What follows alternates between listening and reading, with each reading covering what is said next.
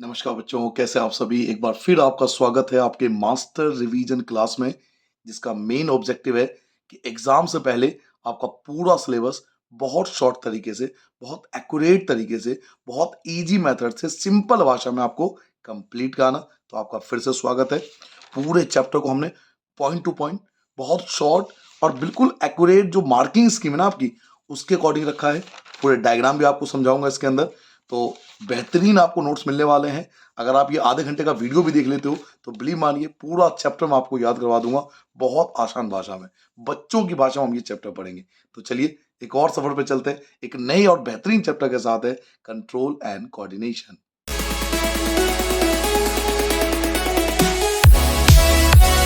पहला टॉपिक आपका स्टार्ट होता है स्टिमुलस। क्या होता है स्टिमुलस? का मतलब होता है response and react toward something. जब हम किसी चीज के प्रति रिस्पॉन्ड करते हैं तो स्टिमुलस कहलाता है। जैसे कोई गर्म चीज हम छुएंगे तो हाथ पीछे हो जाएगा, तो वो जो हॉट ऑब्जेक्ट है जिसको छू कर हम हाथ पीछे कर रहे हैं वो हमारा स्टिमुलस होगा। हमने जो रिस्पॉन्स किया किसी चीज के प्रति वो हमारा स्टिमुलस कहलाता है। कंट्रोल एंड कोऑर्डिनेशन, हमारी बॉडी को कंट्रोल एंड कोऑर्डिनेट करता कौन है? तो दो सिस्टम मिलकर कंट्रोल एंड कोऑर्डिनेट करता है। एक है नर्वस सिस्टम और एक है एंडोक्राइन सिस्टम। दो सिस्टम मिलकर हमारी बॉडी को कंट्रोल एंड कोऑर्डिनेट करता है, एक नर्वस सिस्टम और एक एंडोक्राइन सिस्टम। नर्वस सिस्टम की बात करें तो नर्वस सिस्टम के दो पार्ट होते हैं, एक होता है सीएनएस, एक होता है पीएनएस। सीएनएस का मतलब है सेंट्रल नर्वस सिस्टम और पीएनएस का मतलब है पेरिफेरल नर्वस सिस्टम। तो दो प्रकार के नर्वस सिस्टम होते हैं, सीएनएस और पीएनएस। फिर दोनों के दो दो पार्ट्स होते हैं। सीएनएस के दो पार्ट देखिए, ब्रेन और स्पाइनल कॉर्ड, जिसके बारे में हम पढ़ेंगे। सीएनएस के दो पार्ट होते हैं, ब्रेन और स्पाइनल कॉर्ड। और पीएनएस के भी दो पार्ट होते हैं, एक होता है आपका क्रेनियल नर्वस सिस्टम और एक होता है स्पाइनल नर्वस सिस्टम। जो क्रेनियल नर्वस सिस्टम होता है ये हमारे ब्रेन से अराइज होता है, ब्रेन से कनेक्टेड होता है। और जो स्पाइनल नर्वस सिस्टम होता है वो हमारे स्पाइनल कॉर्ड से कनेक्टेड होता है। हमारे बॉडी को who control and coordinate our body, हमारे बॉडी को कंट्रोल एंड कोऑर्डिनेट कौन करता है? तो यहां भी आपको दो चीज याद रखनी है, एक नर्वस सिस्टम और एक मस्कुलर सिस्टम। देखिए ये जो टॉपिक है ना, ये कंट्रोल एंड कोऑर्डिनेशन, इसमें प्लांट्स एनिमल्स सबके लिए आता है कि कंट्रोल एंड कोऑर्डिनेट प्लांट की बॉडी या एनिमल की बॉडी को कंट्रोल एंड कोऑर्डिनेट करता कौन है? तो नर्वस सिस्टम और एंडोक्राइन सिस्टम दोनों मिलकर करते हैं। लेकिन पर्टिकुलर हमारी बॉडी में बात करें, ह्यूमन बॉडी की बात करें कि हमारी बॉडी को कंट्रोल एंड कोऑर्डिनेट कौन करता है, तो यहाँ पर दो चीज आपको याद रखनी है कि ये दोनों मिलकर कंट्रोल एंड कोऑर्डिनेट करते हैं। पहला नर्वस सिस्टम, दूसरा मस्कुलर टिश्यू। एक बार दोबारा रिवाइज कर लेते हैं इस पेज को। स्टिमुलस क्या होता है? तो रिस्पॉन्स एंड रिएक्ट, इतना याद रखिए, टूवर्ड समथिंग, बस हो गया काम। बस मेन कीवर्ड पे फोकस कीजिए। कंट्रोल एंड कोऑर्डिनेशन दो सिस्टम करती है, nervous system, endocrine system. Nervous system के कितने पार्ट होते हैं? तो दो पार्ट होते हैं, एक होता है सीएनएस, एक होता है पीएनएस, सेंट्रल नर्वस सिस्टम और पेरिफेरल नर्वस सिस्टम। सीएनएस के दो पार्ट होते हैं, ब्रेन और स्पाइनल कॉर्ड। पीएनएस के दो पार्ट होते हैं, cranial nervous system, spinal nervous system. जो क्रेनियल नर्वस सिस्टम होता है ये अराइज होता है ब्रेन से, और जो स्पाइनल नर्वस सिस्टम होता है वो अराइज होता है हमारे स्पाइनल कॉर्ड से। हमारी बॉडी को कंट्रोल एंड कोऑर्डिनेट दो चीजें मिलकर करती है, एक आपका नर्वस सिस्टम और एक मस्कुलर टिश्यू। तो इसके बारे में जानेंगे अगले पेज पर ना। अगला पेज आ चुका है। अगर हम नर्वस सिस्टम की बात करें तो पर्टिकुलरली नर्वस सिस्टम में तीन चीज आती है। नर्वस सिस्टम में तीन चीज, यानी तीनों चीज मिलकर नर्वस सिस्टम बनाता है, एक ब्रेन, एक स्पाइनल कॉर्ड और एक नर्व सेल। मैं आपसे फिर से कह रहा हूं, ये रिवीजन वीडियो है जिसका ऑब्जेक्टिव यही है कि आपने अगर अब तक कुछ भी तैयारी नहीं करी है तो भी मैं आपको 100% तैयारी करवा दूंगा, बिल्कुल लास्ट टाइम पर, बिल्कुल पॉइंट टू पॉइंट शॉर्ट में बढ़िया तरीके से हम रिवीजन करेंगे। नर्वस सिस्टम के ना तीन पार्ट्स होते हैं, ब्रेन, स्पाइनल कॉर्ड और नर्व सेल। ये तीनों मिलकर नर्वस सिस्टम तैयार करता है। यहां बात करेंगे नर्व सेल की। नर्व सेल को न्यूरॉन भी कहते हैं। जो नर्व सेल होता है वो लॉन्गेस्ट सेल होता है हमारे बॉडी में। हमारे पूरे ह्यूमन बॉडी का जो लॉन्गेस्ट सेल होता है वो नर्व सेल होता है। लॉन्गेस्ट सेल याद रखना, लार्जेस्ट नहीं बोला, लॉन्गेस्ट सेल। लॉन्गेस्ट सेल होता है नर्व सेल। ये कंडक्ट करता है इंफॉर्मेशन को ट्रांसफर करता है इलेक्ट्रिक इंपल्स के द्वारा। ये इंफॉर्मेशन को, सूचनाओं को ट्रांसफर करता है इलेक्ट्रिक इंपल्स के द्वारा। ये इसका डायग्राम है। यहाँ पे सबसे पहला आता है डेंड्राइट्स। यही वो पार्ट है जो इंफॉर्मेशन को इकट्ठा करता है, इंफॉर्मेशन को रिसीव करता है। डेंड्राइट्स का काम है इंफॉर्मेशन को रिसीव करना। डेंड्राइट्स उस इंफॉर्मेशन को देता है सेल बॉडी को, सेल बॉडी उस इंफॉर्मेशन को पहुंचाता है एक्सॉन। देखो स्टेप लिखा हुआ है, डेंड्राइट इंफॉर्मेशन को रिसीव करता है, ये इंफॉर्मेशन देता है सेल बॉडी को, सेल बॉडी उस इंफॉर्मेशन को देता है एक्सॉन को, एक्सॉन उस इंफॉर्मेशन को ले जाता है नर्व एंडिंग तक। यहाँ इलेक्ट्रिक इंपल्स पैदा होता है जिसकी वजह से वो इंफॉर्मेशन दूसरे सेल के डेंड्राइट तक दोबारा चला जाता है और फिर यही प्रोसेस चलता है। तो डेंड्राइट्स, सेल बॉडी, एक्सॉन और नर्व एंडिंग, ये 4 स्टेप होते हैं इंफॉर्मेशन को ट्रांसफर करने के लिए। अगर हम नर्व सेल की बात करें तो बेसिकली हम 3 चीज पढ़ेंगे। एक डेंड्राइट्स, डेंड्राइट्स का काम है एक्वायर्ड इंफॉर्मेशन, बिल्कुल शॉर्ट में देखिए, इससे ज्यादा शॉर्ट आप क्या लोगे। डेंड्राइट्स क्या करता है, तो इंफॉर्मेशन को एक्वायर्ड करता है, रिसीव करता है। सेल बॉडी क्या करता है, तो ये जनरेट करता है इलेक्ट्रिक इंपल्स, ये इलेक्ट्रिक इंपल्स को जनरेट करता है। आपसे पूछा जाएगा इलेक्ट्रिक इंपल्स को कौन जनरेट करता है, तो इलेक्ट्रिक इंपल्स को जनरेट करता है सेल बॉडी। ठीक है, क्लियर हो गया। एक बार जल्दी रिवाइज के लिए स्पीच पे हमने क्या जाना, हमने जाना कि नर्वस सिस्टम के 3 पार्ट्स होते हैं, brain, spinal cord, nerve cell. Nerve cell के बारे में जाना, नर्व सेल जो होता है लॉन्गेस्ट सेल होता है, ये कंडक्ट करता है इंफॉर्मेशन को इलेक्ट्रिक इंपल्स की सहायता से। डेंड्राइट्स जो इंफॉर्मेशन को रिसीव करता है, वो इंफॉर्मेशन देता है सेल बॉडी को, सेल बॉडी उस इंफॉर्मेशन को ट्रांसफर करती है एक्सॉन के पास, एक्सॉन उस इंफॉर्मेशन को नर्व एंडिंग तक देता है। नर्व एंडिंग यहां पर इलेक्ट्रिक इंपल्स पैदा होता है, जिसकी वजह ये इंफॉर्मेशन दूसरे सेल के डेंड्राइट तक पहुंच पाता है। अगर हम नर्व सेल के पार्ट्स की बात करें तो नर्व सेल जो भी हमने ऊपर पढ़ा था, सबसे पहले डेंड्राइट्स। डेंड्राइट्स क्या करता है, ये इंफॉर्मेशन को एक्वायर करता है। सेल बॉडी क्या करता है, तो ये जनरेट करता है electric impulse, electric impulse generate करने का काम सेल बॉडी का है, इंफॉर्मेशन को रिसीव करने का काम डेंड्राइट्स का है। अगला पास लेके आता हूं आपके पास, अगला है हमारे पास एक्सॉन। एक्सॉन क्या करता है, एक्सॉन हमारी लॉन्गेस्ट फाइबर होती है नर्व सेल का। पूरे नर्व सेल का जो लॉन्गेस्ट फाइबर यानी लॉन्गेस्ट पार्ट होता है वो एक्सॉन होता है। एक्सॉन क्या करता है, ट्रांसफर करता है उस इलेक्ट्रिक इंपल्स को या इलेक्ट्रिक इंफॉर्मेशन को from cell body, cell body से उसे पहुंचाता है नेक्स्ट न्यूरॉन तक या नर्व एंडिंग तक ले जाता है, और नर्व एंडिंग से इलेक्ट्रिक इंपल्स की वजह से वो अगले डेंड्राइट तक पहुंच पाता है। सिनेप्स क्या होता है या साइनेप्स क्या होता है या सिनेप्स क्या होता है, सिनेप्स का मतलब क्या होता है, it is the gap between nerve ending, क्या होता है कि जहां पे नर्व एंड खत्म होता है ना, जहां पे नर्व एंडिंग खत्म होती है और अगले सेल का डेंड्राइट शुरू होता है, तो नर्व एंडिंग और डेंड्राइट्स के बीच का जो गैप होता है उसे हम लोग सिनेप्स कहते हैं। It is the gap between nerve ending या नर्व एंडिंग और वन नर्व, एक नर्व का नर्व एंडिंग, और dendrites of another nerve cell, दूसरे का डेंड्राइट्स, यानी एक सेल का नर्व एंडिंग और दूसरे का डेंड्राइट। नर्व एंडिंग एक सेल का और दूसरे का डेंड्राइट, नर्व एंडिंग और डेंड्राइट्स के बीच का जो गैप होता है उसको स्नैप्स के नाम से जाना जाता है। नाउ रिफ्लेक्स एक्शन क्या होता है, it is the quick and immediate response. Believe मानिए आप 3 कीवर्ड याद रखिए, it is the quick and immediate response. जो क्विक एंड इमीडिएट रिस्पॉन्स होता है बॉडी का टू आर स्टिमुलस, किसी स्टिमुलस के प्रति जो हमारा क्विक एंड इमीडिएट रिस्पॉन्स होता है, 3 याद रखिए, और चौथा stimulus. Quick and immediate response toward stimulus is called reflex action, और it is control by spinal cord.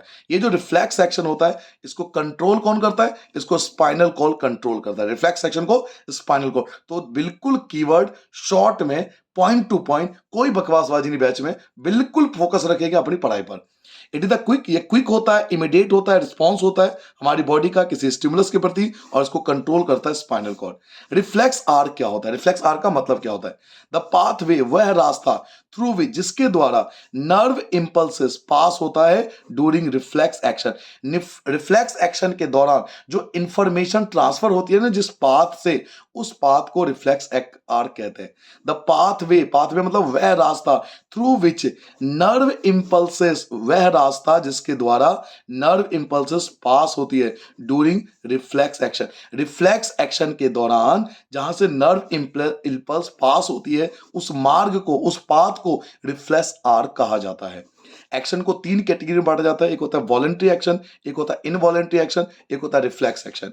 देखिए वॉलेंट्री एक्शन जितने भी होते हैं, कंट्रोल थ्रू फोर ब्रेन, उसे फोर ब्रेन या ब्रेन कंट्रोल करता है, या फोर ब्रेन याद रखो ज्यादा अच्छा है क्योंकि ब्रेन, मिड ब्रेन यहां पे आ जाएगा। तो फोर ब्रेन कंट्रोल करता है वॉलेंट्री एक्शन को। Involuntary action control through mid brain and hind brain, ये मिड ब्रेन और हिंड ब्रेन द्वारा कंट्रोल होता है। जबकि रिफ्लेक्स एक्शन को कंट्रोल करता है स्पाइनल कॉर्ड। याद रखोगे एक्शन 3 टाइप के होते हैं, voluntary, involuntary, reflex action. Voluntary को कंट्रोल करता है फोर ब्रेन, इनवॉलेंट्री को कंट्रोल करता है मिड ब्रेन और हिंड ब्रेन, और रिफ्लेक्स एक्शन को कंट्रोल करता है स्पाइनल कॉर्ड। जल्दी रिवाइज कर लेते हैं इस पेज को। एक्सॉन, एक्सॉन क्या होता है, ये लॉन्गेस्ट पार्ट होता है हमारे नर्व सेल का। ये ट्रांसफर करता है उस इंफॉर्मेशन को नर्व एंडिंग तक जहां से उसे अगले सेल के डेंड्राइट तक पहुंचा दिया जाता है। सिनेप्स क्या होता है, तो एक सेल का नर्व एंडिंग, एक सेल का नर्व एंडिंग और दूसरे सेल का डेंड्राइट, इनके बीच का जो गैप होता है उसको सिनेप्स के नाम से जाना जाता है।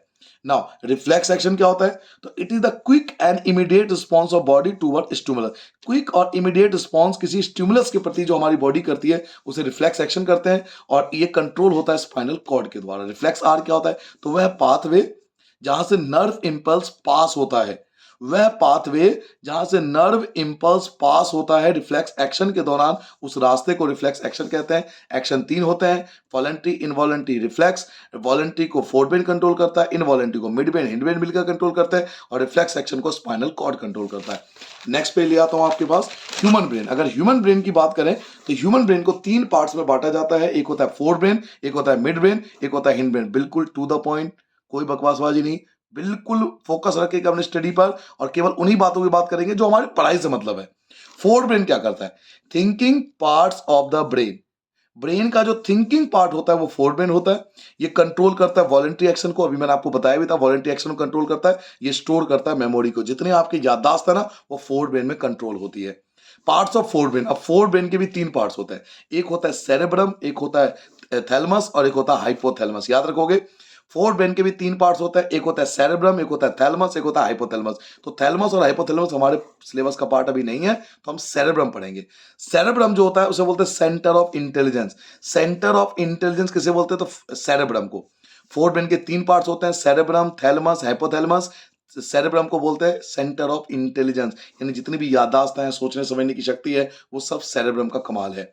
Mid brain. मिड ब्रेन क्या करता है? Control some involuntary action. ये इनवॉलेंट्री एक्शन को कंट्रोल करता है, लेकिन सारे इनवॉलेंट्री एक्शन को नहीं कंट्रोल करता है। कुछ लिमिटेड इनवॉलेंट्री एक्शन है, फिक्स इनवॉलेंट्री एक्शन है जो मिड ब्रेन कंट्रोल करता है। जैसे चेंज इन प्यूपिल साइज। जो प्यूपिल साइज हमारी आंखों का साइज होता है ना, जो प्यूपिल होती है हमारी आंखों में, उसका साइज बढ़ना और घटना ये कंट्रोल करता है मिड ब्रेन। दूसरा, reflex action of head. Head का रिफ्लेक्स एक्शन, नेक का रिफ्लेक्स एक्शन, और टंग, यानी गर्दन से ऊपर जितने भी आप हेड, नेक, ट्रंक, ये सब जो है ना, गर्दन से ऊपर जितने भी आपके रिफ्लेक्स एक्शन होंगे उन सबको मिड ब्रेन कंट्रोल करता है। हिंड ब्रेन की बात करें तो अच्छा, एक बात ध्यान रखना, मिड ब्रेन का कोई पार्ट नहीं होता, मिड ब्रेन का कोई डिवीजन नहीं होता। जैसे फोर ब्रेन के 3 पार्ट थे, मिड ब्रेन का कोई डिवीजन नहीं होता। हिंड ब्रेन के 3 पार्ट्स होते हैं, सेरेब्लम, मेडुला और पॉन्स। जो हिंड ब्रेन होता है उसके 3 पार्ट्स होते हैं, सेरेब्लम, मेडुला और पॉन्स। अब इन तीनों के एक एक फंक्शन कम से कम आपको याद रखना है। मेन फंक्शन याद कर लीजिए, कमाल हो जाएगा। इस पेज पर हमने क्या जाना?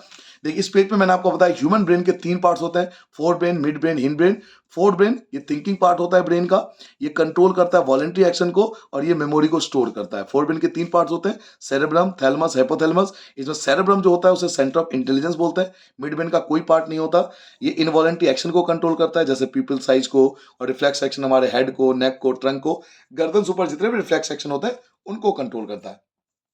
हिंड ब्रेन के 3 पार्ट्स होते हैं, सेरेब्लम, मेडुला और पॉन्स। अब तीनों के एक एक फंक्शन आप याद कर लीजिए, ज्यादा नहीं, एक एक फंक्शन ही पूछते हैं। सेरेब्लम क्या करता है? Control posture and balance. ये बॉडी के पोस्चर और बैलेंस को कंट्रोल करता है। जैसे देखिए, मेरा ये पेन गिर गया, इसको मैं उठा रहा हूं, तो इसको उठाना ये एक एक्शन है, इसको सेरेब्रम कंट्रोल करता है। आपका बैठने का स्टाइल, आपका साइकिल चलाने का स्टाइल, बाइक चलाने का स्टाइल, जो भी आप एक्शन करते हो ना, उस सबको सेरेब्रम कंट्रोल करता है। पोस्चर का मतलब ये होता है आप कैसे बैठते हो, कैसे उठते हो, कैसे चलते हो, ये सब पोस्चर है। तो बॉडी को कंट्रोल जो करता है, बैलेंस जो करता है, वो सेरेब्रम करता है। जैसे पेन को उठाना, साइकिल चलाना, वॉकिंग इन लाइन, एक लाइन में सीधा चलना, ये सब सेरेब्रम करता है। मेडुला, मेडुला क्या करता है? कंट्रोल ब्लड प्रेशर, ये ब्लड प्रेशर को कंट्रोल करता है। स्लाइवेशन, जो लार आता है हमारे मुंह में, स्लाइवेशन को कंट्रोल करता है। वॉमिटिंग, जो उल्टी वगैरह होती है, उन सबको मेडुला कंट्रोल करता है। पॉन्स क्या करता है? रेगुलेशन ऑफ रेस्पिरेशन, ये रेस्पिरेशन को कंट्रोल करता है। आप गहरी नींद में सो रहे हो तब भी आप रेस्पिरेशन करोगे, आप बेहोश हो चुके हो तब भी रेस्पिरेशन आपका चलता रहेगा पॉन्स की वजह से। तो इस पेज पर हमने क्या जाना, यहाँ पे मैंने जगह छोड़ा है ब्रेन के चित्र के लिए, डायग्राम के लिए, जो मैं आपको पिक्चर जो है लास्ट में बताऊंगा, जैसे पिछले चैप्टर में बताया था। सेरेब्रम क्या करता है? ये कंट्रोल करता है पोस्चर और उसको बैलेंस करता है बॉडी को, जैसे पेन उठाना, साइकिल चलाना, सीधी लाइन में चलना, ये सब सेरेब्रम का कमाल है। मेडुला क्या करता है? ये हमारे ब्लड प्रेशर को कंट्रोल करता है, स्लाइवेशन को कंट्रोल करता है, वॉमिटिंग को कंट्रोल करता है। पॉन्स क्या करता है? रेस्पिरेशन को कंट्रोल करता है। नाउ अगला पेज आपके लिए आ गया।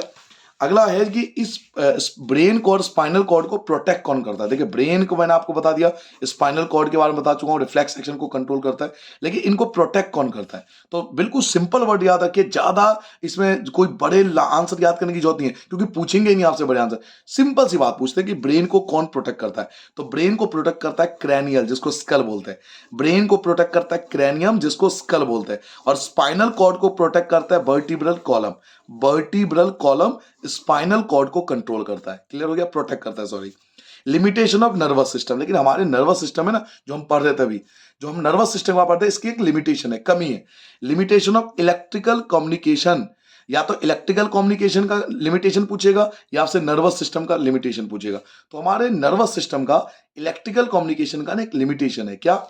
रीच ओनली टू दो सेल, ये केवल उसी सेल तक इंफॉर्मेशन पहुंचाता है that are connected by nervous tissue, जो नर्वस टिश्यू से कनेक्ट है। ध्यान से सुनिए, हमारा नर्वस सिस्टम केवल उन्हीं सेल तक इंफॉर्मेशन पहुंचाता है जो नर्वस टिश्यू से कनेक्ट है। दूसरा, ये बहुत टाइम लेता है इंफॉर्मेशन पहुंचाने में, time consuming for continuous electric impulse, ये लगातार इलेक्ट्रिक इंपल्स नहीं पैदा करता है। यानी हमारा जो नर्वस सिस्टम है ना, अगर उसने एक बार इलेक्ट्रिक इंपल्स पैदा कर लिया तो उसको कुछ समय चाहिए दूसरा इलेक्ट्रिक इंपल्स पैदा करने में। तो ये टाइम कंज्यूम करता है, कंटिन्यूअस इलेक्ट्रिक इंपल्स पैदा करना है, लगातार इलेक्ट्रिक इंपल्स पैदा नहीं कर सकता। ये एक इलेक्ट्रिक इंपल्स पैदा करने के बाद कुछ सेकंड का टाइम चाहिए अगले इलेक्ट्रिक इंपल्स पैदा करने के लिए, तो टाइम कंज्यूम करता है। तीसरा, plant do not have any nervous system, plant के पास नर्वस सिस्टम होता ही नहीं है। तो ये तीन लिमिटेशन आप याद कर सकते हो, ये नर्वस सिस्टम की लिमिटेशन है या इलेक्ट्रिक कम्युनिकेशन की लिमिटेशन है। पहली लिमिटेशन क्या बताया, ये केवल उन्हीं सेल तक इंफॉर्मेशन पहुंचाता है जो नर्वस टिश्यू से कनेक्ट है। दूसरा, ये लगातार इलेक्ट्रिक इंपल्स पैदा नहीं कर सकता, टाइम कंज्यूम करता है, प्लांट के पास अपना नर्वस सिस्टम होता ही नहीं है। तो उसके बाद हमारे बॉडी ने और प्लांट ने खुद भी अपने आप को केमिकल कम्युनिकेशन जनरेट करा। केमिकल कम्युनिकेशन क्यों जनरेट हुआ? To overcome to limitation of electrical communication. जब हमारी बॉडी ने देखा कि इलेक्ट्रिकल कम्युनिकेशन की कुछ लिमिटेशन है, तो नेचर ने, हमारी बॉडी ने, प्लांट ने अपने आप में केमिकल कम्युनिकेशन जनरेट किया। केमिकल कम्युनिकेशन इसलिए जनरेट हुआ बॉडी में ताकि वो ओवरकम आ सके लिमिटेशन को दूर कर सके। किसके? इलेक्ट्रिक कम्युनिकेशन, जो ऊपर मैंने आपको बताया था, इसकी लिमिटेशन को दूर करने के लिए केमिकल कॉम्बिनेशन की जरूरत पड़ी। मूवमेंट इन प्लांट, प्लांट में दो टाइप की मूवमेंट होती है, एक को बोलते हैं इंडिपेंडेंट ऑफ ग्रोथ, एक होता है dependent on growth. Independent on growth, dependent on growth, अब दोनों में क्या फर्क है ये बताता हूं। इस पेज पर हमने क्या जाना, हमने जाना ब्रेन और स्पाइनल कॉर्ड को प्रोटेक्ट कौन करता है। ब्रेन को प्रोटेक्ट करता है क्रैनियम, जिसको स्कल बोलते हैं, और स्पाइनल कॉर्ड को प्रोटेक्ट करता है वर्टिब्रल कॉलम। हमारे नर्वस सिस्टम की लिमिटेशन क्या है, इलेक्ट्रिक कम्युनिकेशन की लिमिटेशन क्या है? तो ये उन्हीं सेल तक इंफॉर्मेशन पहुंचाता है जो नर्वस टिश्यू से कनेक्ट है। ये कंटिन्यूअस इलेक्ट्रिक इंपल्स जनरेट नहीं कर सकता, एक इलेक्ट्रिक कम्युनिकेशन करने के बाद इसको थोड़ा सा टाइम चाहिए होता है, और प्लांट के बाद नर्वस सिस्टम होता भी नहीं है। केमिकल कम्युनिकेशन क्यों जनरेट किया हमारी बॉडी ने? ताकि वो जो लिमिटेशन थी इलेक्ट्रिकल कम्युनिकेशन के, उसको दूर किया जा सके। प्लांट में दो टाइप की मूवमेंट होती है, एक इंडिपेंडेंट ऑन ग्रोथ कहलाता है, एक डिपेंडेंट ऑन ग्रोथ कहलाता है। अब दोनों में क्या फर्क है ये भी जान लीजिए। पहले हम जानते हैं इंडिपेंडेंट ऑन ग्रोथ, जो कि हमारा अगले पेज आता है। इंडिपेंडेंट ऑफ ग्रोथ का मतलब क्या है? इंडिपेंडेंट ग्रोथ, इंडिपेंडेंट मतलब स्वतंत्र, ग्रोथ का मतलब वृद्धि, जो वृद्धि से मुक्त हो, यानी ग्रोथ हो या ना हो लेकिन मूवमेंट होगी, उसे बोलते हैं इंडिपेंडेंट ऑफ ग्रोथ। ग्रोथ हो या ना हो लेकिन उसमें मूवमेंट होगी, तो उसे बोलते हैं independence of growth. Immediate response, जब भी प्लांट इमीडिएट रिस्पॉन्स करता है किसी स्टिमुलस के प्रति, अगर कोई प्लांट इमीडिएट रिस्पॉन्स करता है किसी स्टिमुलस के प्रति, अब क्यों इमीडिएट रिस्पॉन्स करता है? बाय यूजिंग इलेक्ट्रिकल, जो इलेक्ट्रिकल केमिकल कम्युनिकेशन, जिसके बारे में मैंने आपसे अभी थोड़ी देर पहले बात की थी। प्लांट इमीडिएट रिस्पॉन्स करता है किसी स्टिमुलस के प्रति। अगर कोई स्टिमुलस, मैंने अभी आपको बताया था ना, जब कोई चीज हम रिस्पॉन्स करते हैं, हॉट या कोल्ड वेदर या हॉट वेदर, कुछ भी आप बता सकते हो, रेन के प्रति या किसी को छू दिया किसी प्लांट को उसके प्रति, तो प्लांट जब इमीडिएट रिस्पॉन्स करता है किसी स्टिमुलस के प्रति, और कैसे इमीडिएट रिस्पॉन्स करता है? By using electrical chemical communication. Electrical chemical communication का इस्तेमाल करके ये रिस्पॉन्स करता है, इमीडिएट रिस्पॉन्स करता है। तो इसको बोलते हैं इंडिपेंडेंट ऑफ ग्रोथ। जैसे इसका एग्जांपल है touch me not plant. Touch me not plant क्या करता है? इमीडिएट रिस्पॉन्स करता है, आपने भी देखा होगा, छुई मुई का पौधा बोलते हैं। Touch me not plant immediate response करता है टू स्टिमुलस। स्टिमुलस मतलब जब हम टच करते हैं तो इमीडिएट रिस्पॉन्स करता है वो स्टिमुलस के प्रति। और बाय यूजिंग, अब ये इमीडिएट रिस्पॉन्स कैसे होता है तो मैंने बताया था अभी, इलेक्ट्रिकल केमिकल कम्युनिकेशन का यूज होता है। तो यहां भी टच मी नॉट प्लांट क्या करता है, by using electrical chemical communication का यूज करता है touch me not plant response करने के लिए। इसे इंडिपेंडेंट ऑफ ग्रोथ कहेंगे, अभी बताया था, क्योंकि इमीडिएट रिस्पॉन्स है। जितने भी प्लांट में इमीडिएट रिस्पॉन्स होंगे उन्हें इंडिपेंडेंट ऑफ ग्रोथ के नाम से जाना जाता है। इसमें सेल जो है चेंज कर लेते हैं अपने शेप को। अब जैसे ही टच मी नॉट प्लांट को छुओगे वो मुरझा जाएगा, तो सेल अपने शेप को चेंज कर लेते हैं। क्यों चेंज कर लेते हैं, bye changing the amount of water. Water में चेंज, मतलब अमाउंट ऑफ वाटर जो होता है प्लांट में वो चेंज कर लेते हैं, यानी सारा का सारा जो पानी होता है सेल के अंदर वो बिल्कुल डाउन चला जाता है, इसलिए मुरझा जाता है। थोड़ी देर छोड़ दो, वापस जो है पानी अपवर्ड मूव होगा, वापस पानी आ जाएगा, वापस वही शेप ले लेगा। तो से जो सेल होता है वो चेंज करता है अपने शेप को bye changing the amount of water, अपने अमाउंट ऑफ वाटर में चेंज करके। और तीसरा है movement in plant dependent on growth. अब हम बात करेंगे ऐसे मूवमेंट जो डिपेंड है ग्रोथ के, ग्रोथ होगा तभी मूवमेंट होगा, उसे बोलते हैं डिपेंडेंट ऑन ग्रोथ। इसे को ट्रॉफिक मूवमेंट भी बोलते हैं। तो पहले तो अपने दिमाग में रख लीजिए कि ट्रॉफिक मूवमेंट का मतलब होता है कि प्लांट में ग्रोथ के साथ जो मूवमेंट होती है उसको ट्रॉफिक मूवमेंट कहते हैं, इसलिए इसको बोलते हैं डिपेंडेंट ऑन ग्रोथ। ग्रोथ होगा साथ में रिस्पॉन्स भी होगा। This is also called trophic movement, इसको ट्रॉफिक मूवमेंट के नाम से जाना जाता है। Directional movement in response to stimulus, इसमें डायरेक्शनल मूवमेंट होती है, यानी प्लांट किसी पर्टिकुलर डायरेक्शन में मूव करता है in response to stimulus, stimulus के प्रति। अब स्टिमुलस क्या क्या हो सकता है, स्टिमुलस वाटर हो सकता है, स्टिमुलस सनलाइट हो सकता है, वो सनलाइट के प्रति ग्रोथ कर सकता है, स्टिमुलस ग्रेविटी हो सकता है। तो कई सारे स्टिमुलस है जिसके प्रति प्लांट रिस्पॉन्स करता है। तो बात समझिए, क्योंकि ये टॉपिक ऐसे है जो 99% बच्चा ना तो पढ़ता है ना समझता है, वो इस टॉपिक को छोड़ देते हैं। जरूर समझ के जाना, क्योंकि ये पेपर में घुमा देता है बच्चों को। इंडिपेंडेंट ऑफ ग्रोथ का मतलब है कि प्लांट ग्रोथ करे ना करे लेकिन रिस्पॉन्स करेगा। और ये होता है इमीडिएट रिस्पॉन्स। जब भी प्लांट इमीडिएट रिस्पॉन्स करता है ना किसी स्टिमुलस के प्रति, तो उसको इंडिपेंडेंट ऑफ ग्रोथ कहते हैं। और ये इमीडिएट रिस्पॉन्स कर क्यों पाता है plant, by using electrical chemical communication का वो यूज करता है। Touch me not plant immediate response करता है स्टिमुलस के प्रति, हम सब ने देखा है। इसमें वो यूज किसका करता है, तो इलेक्ट्रिकल केमिकल कम्युनिकेशन का यूज करता है। इसी को इंडिपेंडेंट ऑफ ग्रोथ कहते हैं। इसमें सेल जो है अपना चेंज कर लेता है अपना शेप को, that by changing the amount of water, amount of water में चेंज करके। अब बात करते हैं डिपेंडेंट ऑन ग्रोथ, जिसको ट्रॉफिक मूवमेंट कहते हैं। This is also called trophic movement. इसमें डायरेक्शनल मूवमेंट होती है, प्लांट का एक डायरेक्शन के प्रति मूवमेंट होगा in response to stimulus, stimulus के प्रति, यानी वाटर की तरह मूवमेंट होगी, कभी सनलाइट की तरह मूवमेंट होगी, कभी ग्रेविटी के कारण मूवमेंट होगी। तो इसे बोलते हैं डिपेंडेंट ऑन ग्रोथ। अब आते हैं ट्रॉफिक मूवमेंट की एक एक बात डिस्कस करते हैं। सबसे पहले फोटोट्रॉपिज्म। फोटोट्रॉपिज्म क्या होता है, movement of plant toward sunlight. जब प्लांट सनलाइट की तरफ, जब प्लांट सनलाइट की तरफ मूव करता है तो उसे फोटोट्रॉपिज्म के नाम से जाना जाता है साइंस में। नाउ अगला देखते हैं, नेक्स्ट क्या है हमारे पास, अगला है जियोट्रॉपिज्म। अभी जियोट्रॉपिज्म क्या होता है, तो movement of plant toward the gravity. जब प्लांट ग्रेविटी की तरफ मूव करता है, ग्रेविटी स्टिमुलस है, जब ग्रेविटी के कारण प्लांट मूव करेगा तो that is geotropism. Hydrotropism, movement of plant toward the water, यहां वाटर आएगा बच्चों, ठीक कर लेना, वाटर आएगा। Hydrotropism, movement of plant toward the water, जब प्लांट वाटर की तरफ मूव करता है, पानी की तरफ मूव करता है तो उसको हाइड्रोट्रॉपिज्म कहते हैं। और इन तीनों में जो अभी आपने तीन पढ़े, आपने कौन कौन से पढ़े, एक तो अभी आपने पढ़ा था पीछे, वो था आपका फोटोट्रॉपिज्म, एक आपका फोटोट्रॉपिज्म है, एक आपका जियोट्रॉपिज्म है, एक आपका हाइड्रोट्रॉपिज्म है। कई बार एमसीक्यू में पूछते हैं कि इन तीनों में सबसे स्ट्रॉन्ग कौन है, तो इन सबसे स्ट्रॉन्ग है हाइड्रोट्रॉपिज्म, सबसे ज्यादा स्ट्रॉन्ग होता है। नाउ कीमोट्रॉपिज्म, कीमोट्रॉपिज्म क्या होता है, movement of pollen tube. Pollen tube आपको याद है, पॉलन गिन आपने पढ़ा या चैप्टर 8 में पढ़ोगे आप। Movement of pollen tube, pollen tube move करता है ओव्यूल्स की तरफ। पॉलन ट्यूब का ओव्यूल्स की तरफ मूव करना कीमोट्रॉपिज्म कहलाता है। स्ट्रॉन्ग ऑटोट्रॉपिक मूवमेंट होता है, उसको हाइड्रोट्रॉपिज्म बोलते हैं। यानी अभी मैंने आपको बताया था हाइड्रोट्रॉपिक जो होता है सबसे ज्यादा स्ट्रॉन्ग होता है, यही लिखा हुआ है कि सबसे ज्यादा स्ट्रॉन्ग जो होता है वो हाइड्रोट्रॉपिज्म होता है, इनमें सबसे ज्यादा स्ट्रॉन्ग। नाउ हार्मोन्स क्या होते हैं, दीज आर द केमिकल, ये वो केमिकल होते हैं which help to coordinate growth, development and response. Hormones वो केमिकल होती है हमारी बॉडी में जो हेल्प करता है कोऑर्डिनेट करने में, ग्रोथ करने में, डेवलपमेंट करने में और रिस्पॉन्स करने में। वो केमिकल जो हेल्प करता है कोऑर्डिनेट करने में, हमारी बॉडी के ग्रोथ करने में, उसको डेवलपमेंट करने में या रिस्पॉन्स करने में, उसको हार्मोन कहते हैं। प्लांट के 4 हार्मोन्स हमारे सिलेबस में है। Auxin, gibberellin, cytokinin, abscisic acid. 36 function याद करके जाने की जरूरत नहीं है। इनके एक एक मेन फंक्शन जो मैं आपको बुक में दे रखा है ना सर जी, एनसीईआरटी को फॉलो करिए। आप इसको फॉलो करिए, आप हमेशा टॉपर बनोगे। इसको फॉलो करिए और सैंपल पेपर करिए, फिर देखिए कमाल क्या होता है। अगर हम प्लांट हार्मोन की बात करें तो 4 प्लांट हार्मोन है, auxin, gibberellin, cytokinin, abscisic acid. एक बार पढ़ लेते हैं। जियोट्रॉपिज्म क्या होता है? मूवमेंट ऑफ प्लांट, जब प्लांट मूव करता है ग्रेविटी की तरफ। हाइड्रोट्रॉपिज्म क्या होता है? जब प्लांट मूव करता है वाटर की तरफ। कीमोट्रॉपिज्म क्या होता है? तो पॉलन ट्यूब का ओव्यूल की तरफ मूव करना। इन समय स्ट्रॉन्ग कौन होता है? तो हाइड्रोट्रॉपिज्म सबसे ज्यादा स्ट्रॉन्ग होता है। हार्मोन्स क्या होता है? हार्मोन वो केमिकल होता है जो हेल्प करता है हमारी बॉडी को कोऑर्डिनेट करने में, ग्रोथ करने में, डेवलपमेंट करने में, रिस्पॉन्स करने में। प्लांट में 4 हार्मोन होते हैं, ऑक्सिन, जिबरेलिन, साइटोकाइनिन और abscisic acid.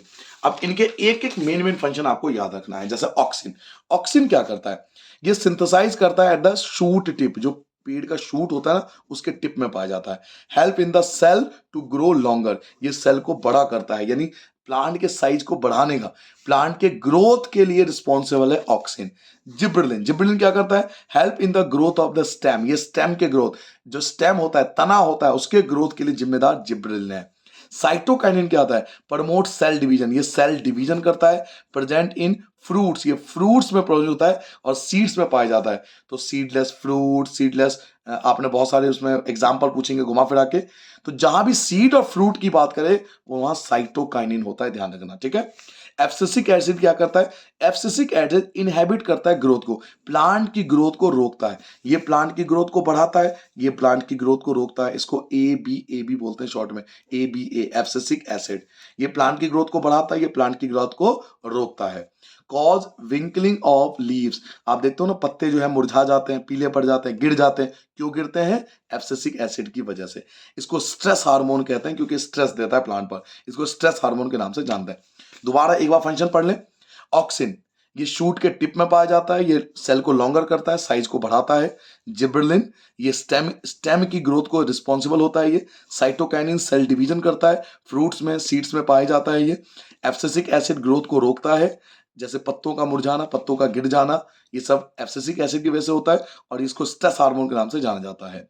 Hormone in animal, animal में जो हार्मोन रिलीज होती है, हमारी बॉडी में जो हार्मोन रिलीज होती है ना, उसको 2 ग्लैंड के रूप में जाना जा सकता है। एक को बोलते हैं एंडोक्राइन ग्लैंड, एक को बोलते हैं एक्सोक्राइन ग्लैंड। याद रखोगे, endocrine gland, exocrine gland. Endocrine gland क्या होता है? These gland secrete their hormone into the blood. Endocrine gland वो ग्लैंड होती है जो हार्मोन को रिलीज करती है, उसको ब्लड में मिक्स कर देती है। क्लियर हो गया? दोबारा जान ले स्पीच पर। ऑक्सिन शूट टिप में सेल के साइज को बढ़ाता है। जिब्रेलिन ग्रोथ करता है स्टेम का। साइटोकाइनिन सेल डिवीजन करता है, सीड्स और फ्रूट में पाया जाता है। एब्सिसिक एसिड ग्रोथ को रोकता है और ये पत्तों का मुरझाना, गिरना, ये सब इसकी वजह से स्ट्रेस हार्मोन बोलते हैं। हार्मोन जो होता है एनिमल में 2 प्रकार के ग्लैंड रिलीज करते हैं, एक होता है एंडोक्राइन ग्लैंड, एक होता है एक्सोक्राइन ग्लैंड। एंडोक्राइन ग्लैंड होता है जो हार्मोन को हमारे ब्लड में डायरेक्ट हार्मोन रिलीज करता है, हार्मोन को जो सेक्रेट करता है, रिलीज करता है, उसको बोलते हैं एंडोक्राइन ग्लैंड। अगले पेज पे आते हैं। एक्सोक्राइन ग्लैंड हमारे सिलेबस में है नहीं, बट थोड़ा सा बता देता हूं, जो हार्मोन के साथ हार्मोन भी रिलीज करते हैं और साथ में कोई ना कोई एंजाइम भी रिलीज करते हैं। तो जो हार्मोन भी रिलीज करे और एंजाइम भी रिलीज करे उसको एक्सोक्राइन ग्लैंड के नाम से जाना जाता है। बट ये है नहीं, तो इसके बारे में ज्यादा डिटेल में मत जाना। चलिए अब आते हैं ये टेबल। ये टेबल सर जी ये है काम का, पेपर में उठा के देखो सर, ये टेबल है काम का। क्या काम का है जी? थायरोक्सिन हार्मोन कौन सा ग्लैंड रिलीज करता है? Thyroid gland. याद रखिए, thyroxine hormone thyroid gland release करता है। काम क्या करता है? तो रेगुलेशन ऑफ मेटाबॉलिज्म, मेटाबॉलिज्म को कंट्रोल करता है। ये metabolism of carbohydrate, fat, protein, इन सबको कंट्रोल करने का काम है। किसका? थायराइड का, वो थायरोक्सिन हार्मोन का जो थायराइड ग्लैंड रिलीज करता है। ग्रोथ हार्मोन कौन रिलीज करता है? पिट्यूटरी ग्लैंड रिलीज करता है, जिसको मास्टर ग्लैंड भी बोलते हैं। रेगुलेट ग्रोथ एंड डेवलपमेंट, ये हमारी बॉडी के ग्रोथ एंड डेवलपमेंट के लिए रिस्पॉन्सिबल होता है ग्रोथ हार्मोन, जो कि पिट्यूटरी ग्लैंड रिलीज करता है, इसको मास्टर ग्लैंड भी बोलते हैं। एंडोक्राइन, एंडोक्राइन जो ग्लैंड हार्मोन है वो एड्रीनलन नाम का, या एड्रीनलिन, इसको एड्रीनलिन के नाम से भी जानते हैं। एड्रीनलिन याद रखोगे, यहां ए लगा देना, ए। एड्रीनलिन हार्मोन जो है वो एड्रेनल नाम का एक ग्लैंड रिलीज करता है। ये रेगुलेट क्या करता है, तो हमारे ब्लड प्रेशर को, हमारे हार्ट बीट को, कई बार हमें प्यार होता है किसी से, डर लगता है, गुस्सा आता है, अफेक्शन होती है, एंगर, ये सब कंट्रोल करता है एड्रीनलिन हार्मोन, जो कि एड्रिनल नाम का ग्लैंड रिलीज करता है। इंसुलिन हार्मोन कौन रिलीज करता है, तो पेनक्रियाज रिलीज करता है। क्या काम है इसका, तो रिड्यूस करता है और रेगुलेट करता है blood sugar level. Blood sugar level को कंट्रोल करता है इंसुलिन हार्मोन, जो पेनक्रियाज रिलीज करता है। टेस्टोस्टेरोन, टेस्टोस्टेरोन हम अगले चैप्टर में पढ़ेंगे। ये टेस्टिस नाम का ग्लैंड जो है वो टेस्टोस्टेरोन हार्मोन रिलीज करता है। टेस्टोस्टेरोन नाम का हार्मोन रिलीज करता है, जिसका काम है regulate puberty in male. Mail में जो पुबर्टी के एज में जो चेंजेस होते हैं वो टेस्टोस्टेरोन हार्मोन की वजह से होते हैं। वहीं एस्ट्रोजन नाम का हार्मोन ओवरी ग्लैंड रिलीज करता है, जो केवल फीमेल में, ये केवल मेल में होता है, केवल फीमेल में होता है। इसका काम है लड़कियों में, फीमेल में जो पुबर्टी के दौरान जो चेंजेस आते हैं उसको कंट्रोल करना।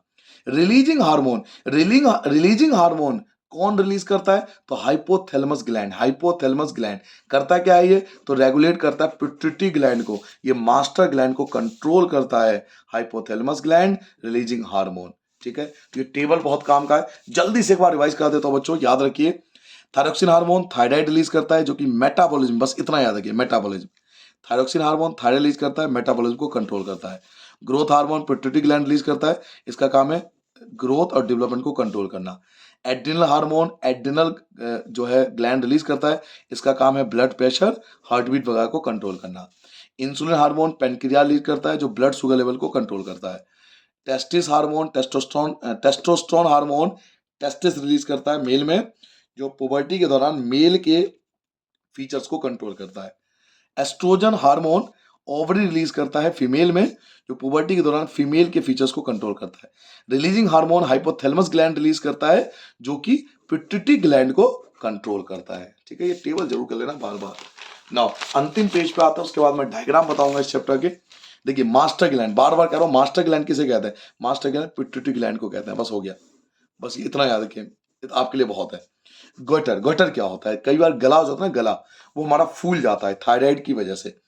थायराइड ग्लैंड जो रिलीज करता है थायरोक्सिन हार्मोन, अभी हमने पढ़ा था, थायराइड ग्लैंड रिलीज करता है थायरोक्सिन हार्मोन, विच रेगुलेट, जो रेगुलेट करता है मेटाबॉलिज्म और फैट, फैट के मेटाबॉलिज्म, कार्बोहाइड्रेट का मेटाबॉलिज्म और प्रोटीन। तो एक बात बताइए, पूरा अभी तो पढ़ के हम टेबल में तो पढ़ा था, सेम वही चीज तो कह रहा है। टेबल को, जो टेबल था ना, उसको पूरा एक लाइन में लिख दिया जी, आप ध्यान से देखो ना। थायराइड रिलीज करता है थायरोक्सिन हार्मोन, थायरोक्सिन हार्मोन क्या करता है, मेटाबॉलिज्म को कंट्रोल करता है। तो बात तो एक ही है, क्यों बार बार 36 बार याद कर रहे हो, टेबल में याद हो तो गया। Thyroid gland thyroxine hormone release करता है, जो मेटाबॉलिज्म को कंट्रोल करता है, खत्म हो गया। अब सुनिए, मेन मुद्दा यहां पर है। So we must consume iodise salt, हमें आयोडाइज सॉल्ट, आयोडीन नमक खाते रहना चाहिए। क्यों, अगर इसकी डेफिशिएंसी होगी ना आयोडीन की हमारी बॉडी में, तो इससे क्या होगा, can cause a disease call goitre, इससे हमें गोइटर की बीमारी होगी, घेंगा रोग होगा। अगर हमने आयोडाइज सॉल्ट नहीं खाया, आयोडीन की कमी से हमें घेंगा रोग होगा। क्लियर हो गया। तो ये जब जब भी गोइटर की बीमारी के बारे में आएगा ना, तो ये तीनों चीज आप लिखना। यही थायरोक्सिन हार्मोन कंट्रोल करता है हमारे, थायराइड ग्लैंड जो रिलीज करता है थायरोक्सिन हार्मोन, यही कंट्रोल करता है हमारी गोइटर बीमारी को। नाउ डायबिटीज की बात करें, in this disease blood sugar level increase, सबको पता है डायबिटीज में ब्लड शुगर लेवल इंक्रीज होता है, ब्लड शुगर लेवल इंक्रीज, सबको पता है क्यों होता है, इंसुलिन हार्मोन की डेफिशिएंसी की वजह से, due to deficiency of insulin hormone. बस इतना याद रखिए, इंसुलिन हार्मोन की कमी की वजह से डायबिटीज होती है। तो इलाज क्या है भाई, इंसुलिन हार्मोन ले लो, इंजेक्शन ऑफ इंसुलिन हार्मोन, ये इसका ट्रीटमेंट है, सिंपल है। डायबिटीज का मतलब क्या है, ब्लड शुगर लेवल हाई होना। क्यों होती है ये, तो ये इंसुलिन हार्मोन की डेफिशिएंसी की वजह से होती है। ट्रीटमेंट कैसे करोगे, तो आपको इंजेक्शन लेना पड़ेगा इंसुलिन हार्मोन का। फीडबैक मैकेनिज्म, ये लास्ट टॉपिक होता है, बच्चे जरूर करके जाना। फीडबैक मैकेनिज्म क्या होता है, देखिए हमारी बॉडी को पता है कि राइट टाइम पर राइट हार्मोन रिलीज करना, दोबारा बताओ, राइट टाइम पर राइट हार्मोन और राइट क्वांटिटी में रिलीज करना। राइट टाइम पर राइट हार्मोन, राइट टाइम पर राइट हार्मोन और राइट क्वांटिटी में रिलीज करना, इसे बोलते हैं feedback mechanism. Feedback mechanism makes sure that, feedback mechanism sure करता है कि hormone should be secreted in right amount सही अमाउंट में हार्मोन रिलीज हो एट राइट टाइम, सही टाइम पर, सही अमाउंट में हार्मोन रिलीज हो और राइट टाइम पर हो, इसको बोलते हैं फीडबैक मैकेनिज्म। जैसे देखिए एग्जांपल देखिए, ब्लड शुगर लेवल ब्लड में आपका बढ़ गया, आपका ब्लड शुगर लेवल बढ़ गया, जैसी ये इंफॉर्मेशन पहुंचेगी detected by the cell of pancreas, जैसे ही पेनक्रियाज को इंफॉर्मेशन पहुंचेगी ना, वो क्या करेगा, इंसुलिन हार्मोन रिलीज कर देगा। जैसे ही इंसुलिन हार्मोन रिलीज हो गया तो आपका ब्लड शुगर लेवल रिड्यूस हो जाएगा, ब्लड शुगर लेवल डिक्रीज हो जाएगा। जैसे ही आपका ब्लड शुगर लेवल डिक्रीज हो गया, नॉर्मल हो गया, तो ये स्टॉप सेक्रेशन, वो सेक्रेशन स्टॉप कर देगी, इंसुलिन हार्मोन का सेक्रेशन बंद हो जाएगा। इसी को फीडबैक मैकेनिज्म कहते हैं। क्लियर हो गया? एक बार जल्दी रिवाइज करा दूं, मास्टर ग्लैंड पिट्यूटरी ग्लैंड को बोलते हैं। गोइटर में क्या होता है कि thyroid gland thyroxine hormone release करता है, जो कि मेटाबॉलिज्म कंट्रोल करता है हमारे फैट का, कार्बोहाइड्रेट का, प्रोटीन का। अब हमें आयोडाइड सॉल्ट खाना चाहिए, आयोडीन नमक खाना चाहिए, क्योंकि इसकी डेफिशिएंसी की वजह से हमें गोइटर बीमारी हो सकती है। डायबिटीज का मतलब होता है ब्लड शुगर लेवल बढ़ जाना, इसका कारण होता है इंसुलिन हार्मोन, जो इंसुलिन हार्मोन की डेफिशिएंसी, और इसका ट्रीटमेंट होता है हमें इंजेक्शन लेना चाहिए इंसुलिन हार्मोन का। फीडबैक मैकेनिज्म का मतलब होता है राइट टाइम पर राइट हार्मोन और राइट क्वांटिटी में रिलीज होना।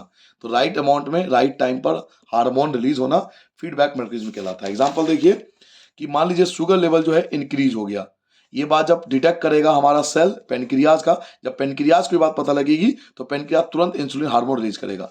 इंसुलिन हार्मोन की वजह से आपका जो ब्लड शुगर लेवल है वो डिक्रीज हो जाएगा, और जैसे ही डिक्रीज हो जाएगा तो स्टॉप हो जाएगा, मतलब अब और ज्यादा इंसुलिन हार्मोन नहीं रिलीज होगा। क्लियर हो गया? लास्ट जाते जाते एक बार डायग्राम जरूर देख लेना, इनके लेबलिंग जरूर देख लेना। इसको एक्सॉन कहते हैं, नर्व एंडिंग कहते हैं, सेल बॉडी कहते हैं, न्यूक्लियस कहते हैं, और ये डेंड्राइट यही इंफॉर्मेशन को रिसीव करता है।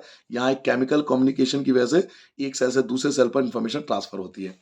इसके बारे में याद कर लेना। ये जो आपको दिख रहा है ना, इसको न्यूक्लियर जंक्शन बोलते हैं, एक्सॉन और मसल फाइबर बोलते हैं, इसको कैपिलरीज बोलते हैं।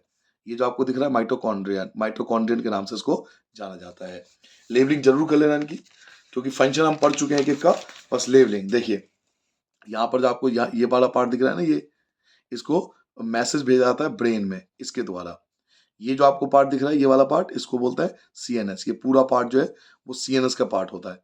ये जो रेड वाला पार्ट है इसको रिले न्यूरॉन के नाम से जानते हैं। ये वाला जो पार्ट है ये पूरा पार्ट, ये इसको मोटर न्यूरॉन बोलते हैं जो एक्शन लेता है। ये जो पार्ट है इसको इफेक्टर बोलते हैं, इसे इफेक्टर बोलते हैं। ये हमारे मसल में, ये हमारे आर्म में मसल्स होते हैं, इसे इफेक्टर बोलते हैं। ठीक है? और ये रिसेप्टर, रिसेप्टर कौन, जिसको पता चलता है सबसे पहले कि कोई चीज गर्म है। रिसेप्टर होता है, इसे पता लगता है कि कोई चीज गर्म है, उसे बोलते हैं रिसेप्टर। और इसे सेंसरी न्यूरॉन बोलते हैं, जो इन्फॉर्मेशन ऊपर ले जाता है ना, उसको सेंसरी न्यूरॉन बोला जाता है। तो लेवलिंग जरूर कर लेना एक बार। और एक बार ब्रेन के बारे में बात कर लेते हैं। तो सारे पार्ट फंक्शन तो मैंने आपको बता दिया। एक बार देखिए, ये फोर ब्रेन है पूरा, ये फोर ब्रेन है, आगे का सारा पार्ट फोर ब्रेन है। इसको यहाँ पे ये सेरेब्रम आपका, उसके बाद क्रेनियल स्कल बोलते हैं जो प्रोटेक्ट करता है ब्रेन को, ये आपका मिड ब्रेन, ये पूरा मिड ब्रेन कहलाता है। उसके बाद ये जो आप पूरा पार्ट दिख रहे हो ये हिंड ब्रेन है, ये आपका हिंड ब्रेन कहलाता है। इसके तीन पार्ट होते हैं, पॉन्स, मेडुला, सेरेब्लम, बता दिया मैंने आपको ये बात। तो इसे बोलते हैं पॉन्स, इसे बोलते हैं मेडुला, इसे बोलते हैं सेरेब्लम। तो कौन सी चीज कहाँ पर है ये जरूर याद करके जाना। इसे स्पाइनल कॉर्ड बोलते हैं, ये स्पाइनल कॉर्ड। आगे हाइपोथैलेमस, याद कीजिए हाइपोथैलेमस। उसके बाद पिट्यूटरी ग्लैंड, ये पिट्यूटरी ग्लैंड है। तो ये बिल्कुल लेवलिंग आपको बहुत अच्छे से करके जाना है। लेवलिंग में कोई लापरवाही मत करना, क्योंकि लेवलिंग बहुत ज्यादा एग्जाम में पूछा जाता है आजकल। ये भी कई जगह पूछा जाता है, ये वाला। इसको पॉजिटिव जियोट्रॉपिक बोलते हैं, जियोट्रॉपिक पॉजिटिव, जो नीचे जा रहा है, और ये उल्टा जा रहा है, जियोट्रॉपिक के उल्टा, यानी ग्रेविटी का अगेंस्ट, तो इसको नेगेटिव जियोट्रॉपिक बोलते हैं। ठीक है? ध्यान रखना इस चीज का, ये पॉजिटिव और ये नेगेटिव, ये पॉजिटिव ये नेगेटिव। और उसके बाद लास्ट एक हार्मोन के बारे में पढ़ लेना। वैसे तो मैं आपको बता दिया कि कौन सा हार्मोन कहाँ रिलीज होता है, फिर भी एक बार इनकी ना लेबलिंग जरूर कर ले जाना। जैसे पिनियल ग्लैंड यहाँ पर पाया जाता है, पिट्यूटरी ग्लैंड यहाँ पे पाया जाता है, हाइपोथैलेमस भी ब्रेन में पाया जाता है। फिर थायराइड ग्लैंड ये हो गया आपका, हाइपोथैलेमस ग्लैंड ये हो गया, थैलेमस यहाँ पे पाया जाता है, पेनक्रियाज आपके बिल्कुल यहाँ पर, ये दोनों जो ऊपर आपके येलो कलर्स को एड्रिनल ग्लैंड बोलते हैं, और ये टेस्टिस हो गया मेल में। सब कुछ यही होगा सेम, बट टेस्टिस की जगह ओवरी आ जाएगा, बाकी सब कुछ वही है, पूरा वही एज इट इज। मेल और फीमेल में बस एक ही फर्क होता है, यहाँ टेस्टिस और यहाँ पे ओवरी। ठीक है? तो बच्चों ये था आपका कंप्लीट मास्टर डिवीजन चैप्टर 7 का। जय हिंद सभी बच्चों को, मजा आया होगा आपको। मिलते हैं नेक्स्ट चैप्टर में, जल्दी से आप इस वीडियो को शेयर कर दीजिए।